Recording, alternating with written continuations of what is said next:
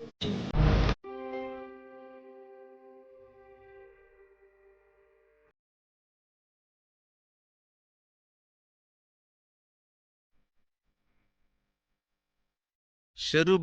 காலத்திலே ஆலய கட்டுமானத்தை முடித்து விட்டார்கள். சுமார் 20 வருட காலத்துல. இப்ப ஜாக்கிரதையா கவனிங்க.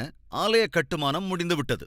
ஆனால் ஆலயத்தில் நடக்க வேண்டிய ஊழியம் மட்டும் நடக்கவே இல்லை. எஸ்ராவின் புத்தகம் 6வது அதிகாரம் 15வது வசனம். ராஜாவாகிய தரியு அரசாளுகிற 6ஆம் வருஷம் ஆதார் என்னும் மாதம் 3ஆம் தேதியிலே அந்த ஆலயம் கட்டி முடிந்தது. ஜாக்கிரதையா கவனிங்க. இப்ப 7வது அதிகாரத்தை வாசிக்கலாம்.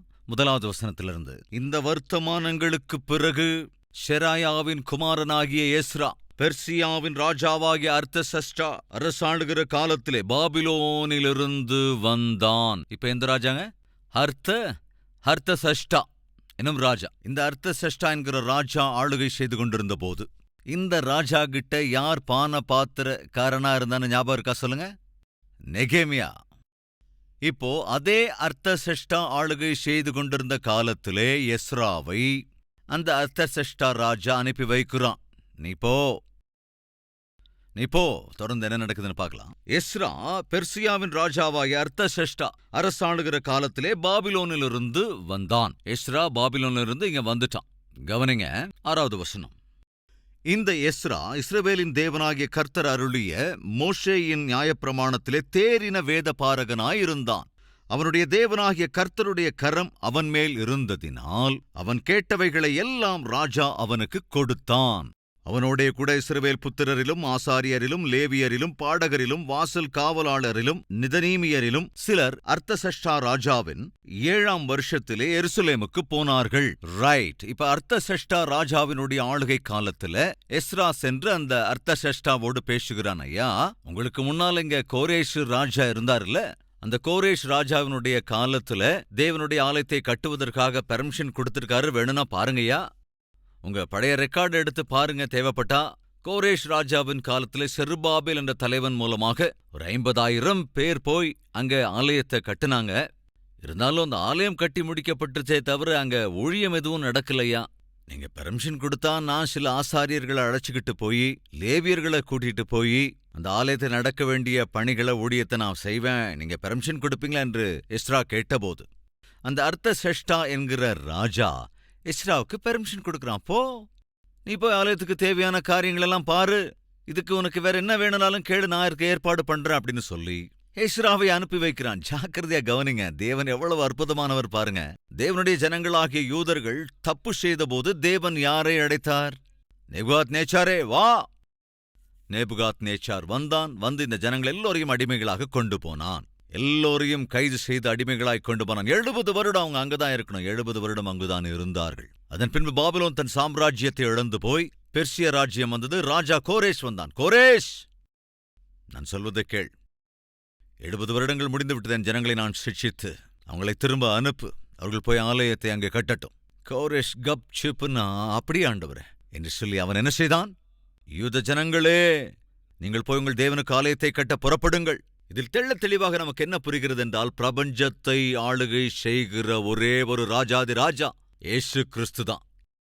அவர் என்ன செய்ய வேண்டும் என்று நினைக்கிறாரோ அதை கட்டாயம் செய்து முடிப்பார். அவர் செய்ய நினைக்கும் போது இந்த ராஜாவோடு யாரோடு பேச வேண்டுமோ அவர்களோடு பேசுவார். பேசும்போது அந்த ராஜாவும் கட்டாயமாக இந்த ராஜாதி ராஜாவுக்கு கீழ்ப்படிந்துதான் ஆக வேண்டும். இந்த பிரபஞ்சத்தையே தங்கள் கட்டுப்பாட்டுக்குள் வைத்திருந்த பெர்சிய ராஜ்யத்துக்கு ராஜாவாக இருந்தவனோடு பேசினார். கோரேஷ், என் ஜனத்தை உடனே அனுப்பிவிடு. அப்படி அனுப்பி வைத்து விடுகிறேன் ஆண்டவரே. அது வெறும் கையால் இல்ல, தேவையானதெல்லாம் கொடுத்து அனுப்பு. பொன்னும் வெள்ளியும் கொடுத்து அனுப்பு. அவர்கள் போய் ஆலயத்தை கட்ட வேண்டும். அப்படியே ஆகட்டும் ஆண்டவரே. அதேபோல் கோரேஷ் அனுப்பி வைத்தான். அப்போ கோரேஷ் அனுப்பிய போது யாரெல்லாம் வந்தாங்க? செருபாபேலோடு கூட 50,000 பேர் வந்தாங்க. வந்து என்ன செஞ்சாங்க? ஆலயத்தை கட்டினாங்க. யார் செஞ்ச உதவியது?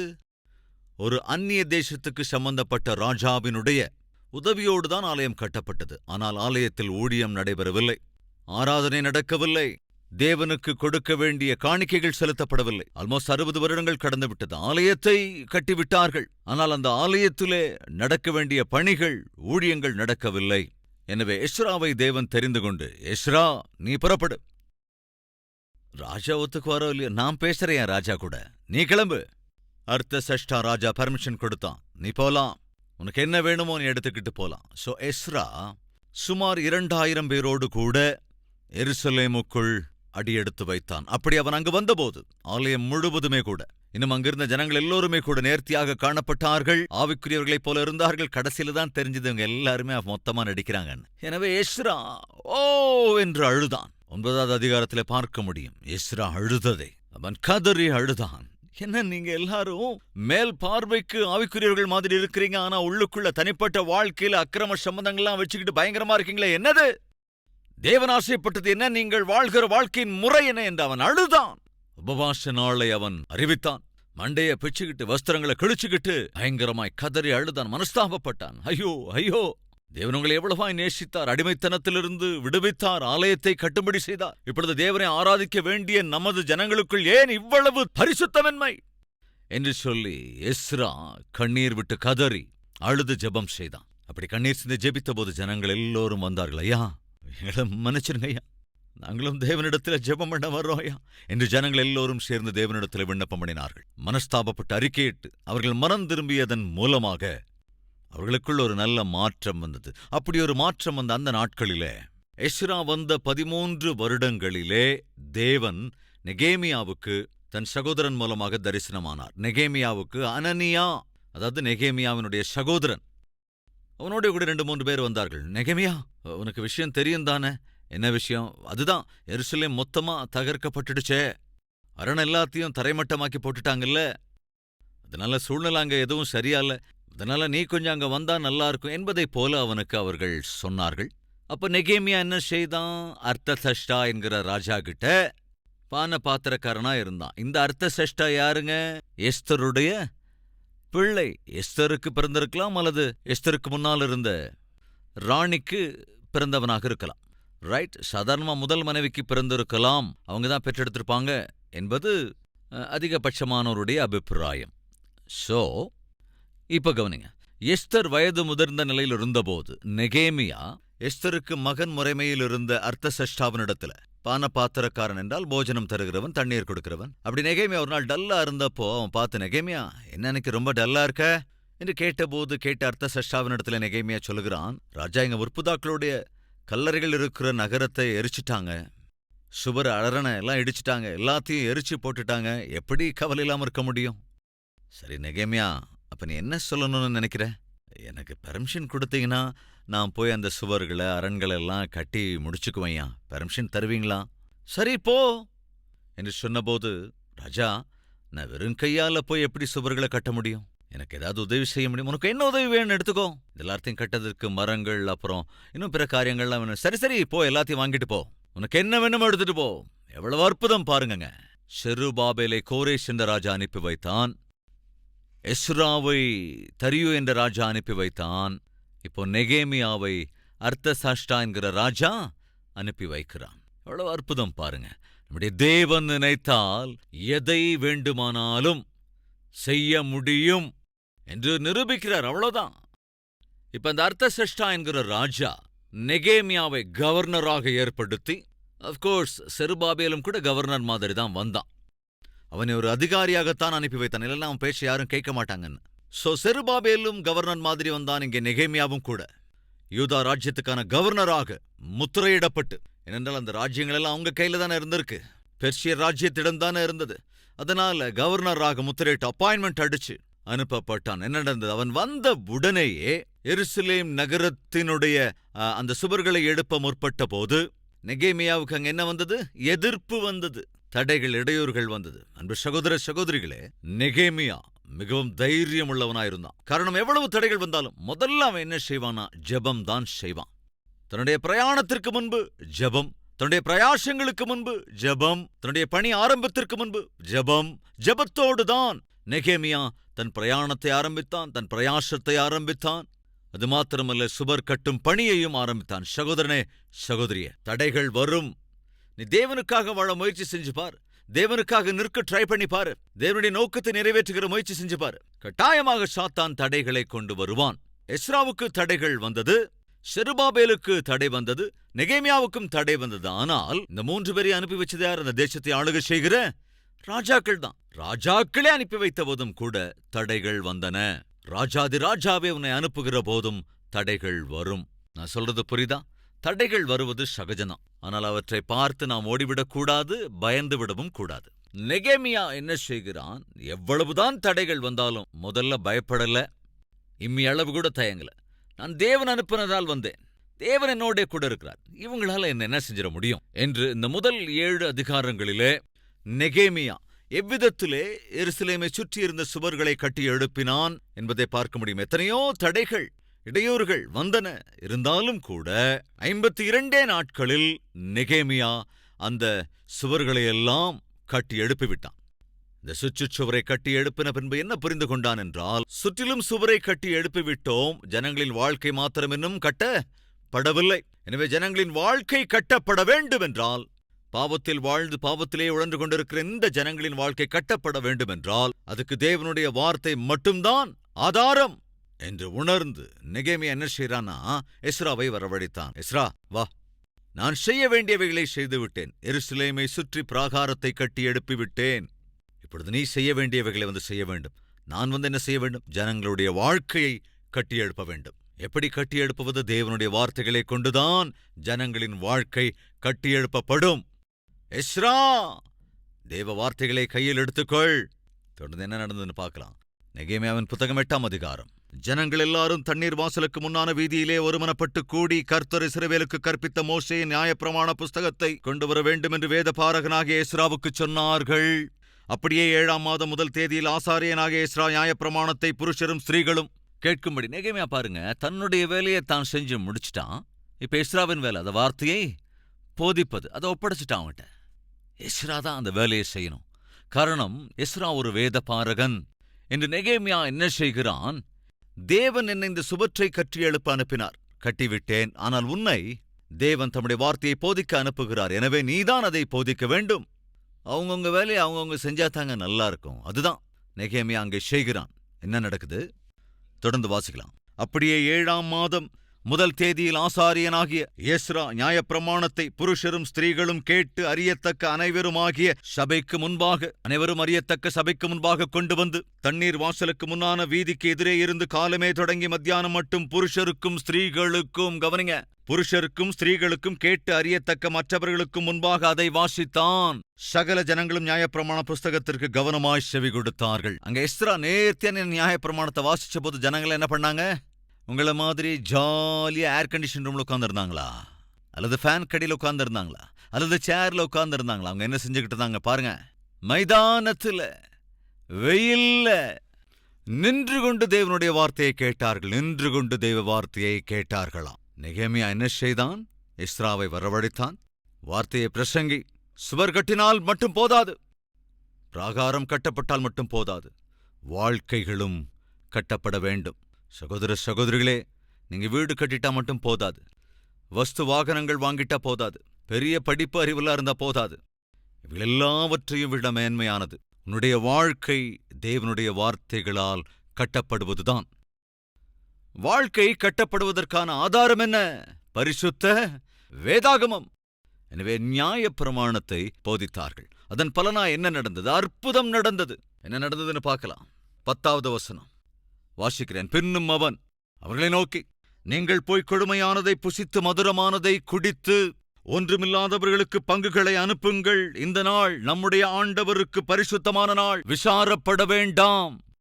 கர்த்தருக்குள் மகிழ்ச்சியாயிருப்பதே உங்கள் பலன். 8வது வசனம். அவர்கள் தேவனுடைய நியாயப்பிரமாண புஸ்தகத்தை தீர்க்கமாய் வாசித்து அர்த்தம் சொல்லி வாசித்ததை அவர்களுக்கு விளங்க பண்ணினார்கள். புரியும்படி விளங்க பண்ணினார்கள். கவனிங்க, ஊழியக்காரர் செய்ய வேண்டிய வேலையே அதுதான். நன்றாக புரிந்து கொள்ளும்படி தேவனுடைய வார்த்தையை போதிப்பதுதான் என்னை போன்ற ஊழியர்களுக்கு தேவன் கொடுத்திருக்கிற பொறுப்பு. அப்படி நன்றாக வேத வார்த்தைகளை கேட்கும்போது என்ன நடக்கும்? அர்த்தம் சொல்லி வாசித்ததை அவர்களுக்கு விளங்க பண்ணினார்கள். ஜனங்கள் எல்லாரும் நியாயப்பிரமாணத்தின் வார்த்தைகளை கேட்டபோது அழுதபடியால் என்னாச்சு? அழ ஆரம்பிச்சிட்டாங்களா? துக்கம் தாழ முடியாதவர்களா? ஐயோ, தேவன் ஆசைப்பட்டது என்ன? நாம் வாழ்ந்து கொண்டிருக்கிற விதம் என்ன? நாம் தேவனை விட்டு விலகி இருந்து விட்டோமே, தேவனுக்கு சத்துருக்களாக ஆகிவிட்டோமே, ஐயோ என்ன வாழ்க்கை இது என்று மனஸ்தாபப்பட்டார்கள். தேவனுடைய வார்த்தை என்ன செய்யும்? யோசிச்சு பாருங்க.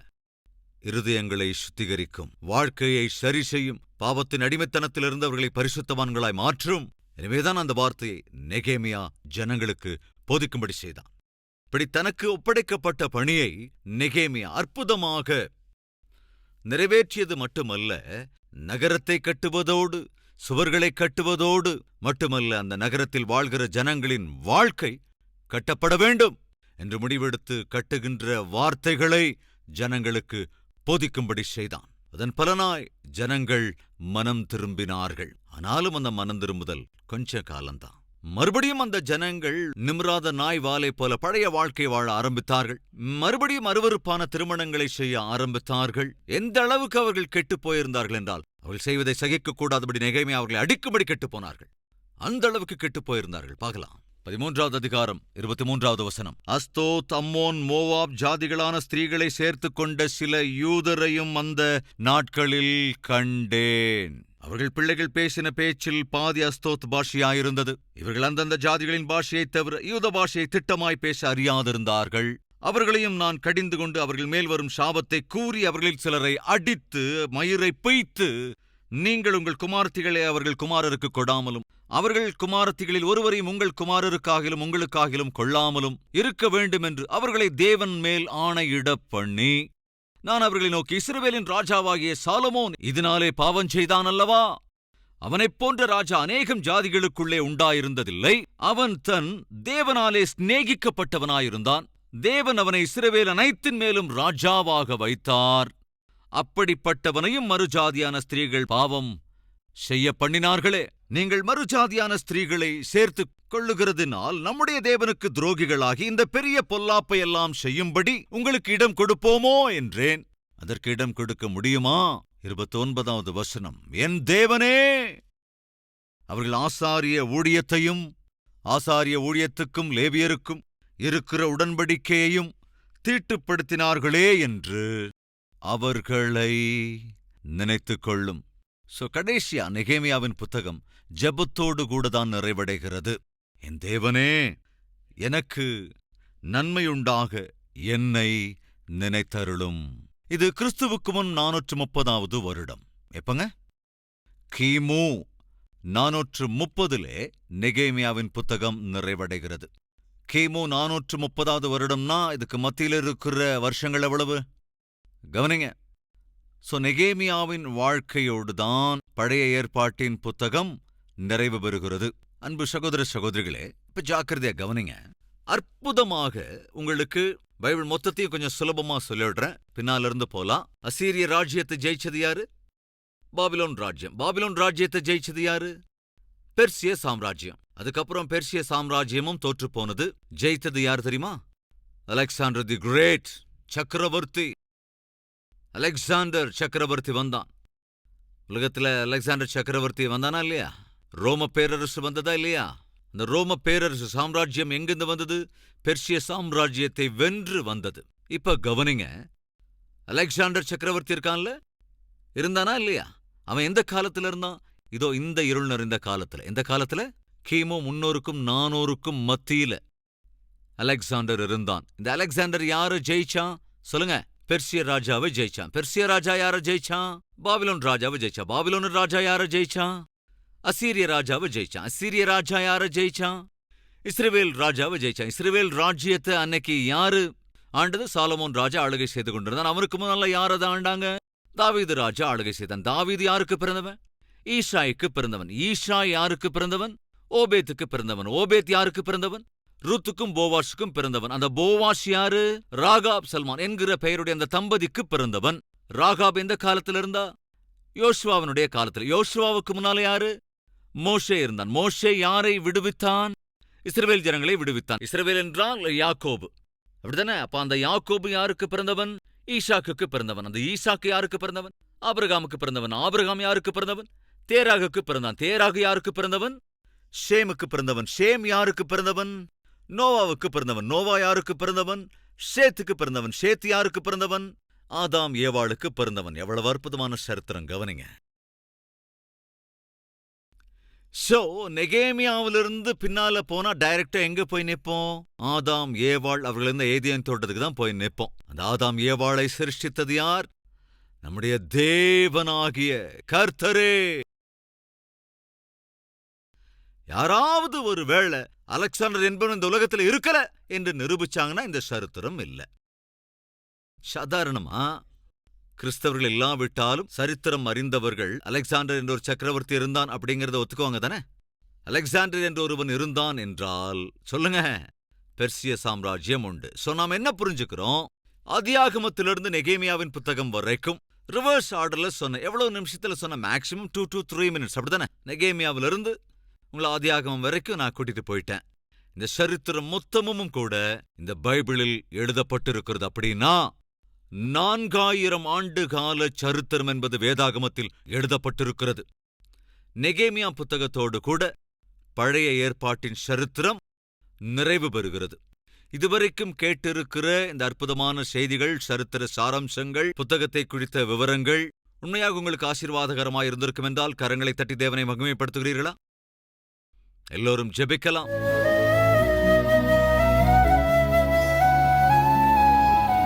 மகா பரிசுத்தமும் அன்பும் நிறைந்த பிதாவே, பழைய ஏற்பாட்டின் சரித்திரத்தை தியானிக்கக்கூடிய வாய்ப்பை அருளிச் செய்தீர். யாரெல்லாம் சவாலாக எடுத்துக்கொண்டு 40 நாட்களில், 20 நாட்களில், 10 நாட்களில் பைபிளை முழுமையாக வாசிக்கிறார்களோ அவள் ஒவ்வொருவருக்காக உம்மை துதிக்கிறோம், ஸ்தோத்தரிக்கிறோம். வாசிப்பது மட்டுமல்லாது வாசித்ததை உணர்ந்து அதற்கேற்ற வாழ்க்கை வாழ்கிற கிருபையை நீர் அருள வேண்டும் என்று ஜெபிக்கிறோம். அப்பா, விதைக்கப்பட்டிருக்கிற உம்முடைய செய்திகள் எல்லாவற்றையும் கர்த்தாவினர் ஆசீர்வதிக்கும்படி ஜெபிக்கிறோம். ஒவ்வொருவருடைய இருதயத்தில் நாட்டப்பட்டிருக்கிற இந்த சத்தியங்கள், இந்த சரித்திரத்தின் சாராம்சங்கள் எல்லாம் மறவாமல் இருக்க கிருபை அருளுங்க. பரிசுத்த ஆவியானவரே, நாங்கள் ஒவ்வொருவரும் உமக்கு சாட்சியாய் சாதனங்களாய் வாழ்கிற கிருபை அருள வேண்டும் என்று இயேசு கிறிஸ்துவின் நாமத்தில் வேண்டிக் கொள்ளுகிறோம் பிதாவே. ஆமென்.